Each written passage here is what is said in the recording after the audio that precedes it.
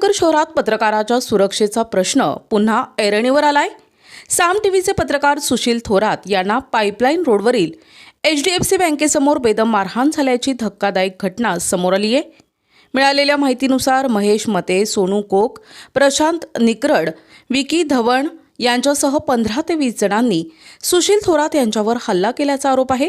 या मारहाणीत थोरात जखमी झाले असून त्यांना उपचारासाठी खासगी रुग्णालयात दाखल करण्यात आले। पत्रकारावरच टोळक्यानं हल्ला करण्याची हिंमत केली असेल तर शहरात कायद्याचा धाक उरला आहे का, असा संतप्त सवाल आता उपस्थित होत आहे। या प्रकरणात पोलीस प्रशासन नेमकी काय भूमिका घेणार? हल्लेखोरांवर कठोर कारवाई करून त्यांना तातडीने जेरबंद करणार का, की पत्रकारांवरील हल्ल्यांनाही मोकळे रान मिळणार? सुशील थोरात यांच्यावरील हल्ल्यामुळे पत्रकारांच्या सुरक्षेचा मुद्दा गंभीर बनला असून पोलिसांनी तातडीने कारवाई करून हल्लेखोरांवर कठोर कारवाई करावी, अशी मागणी होत आहे।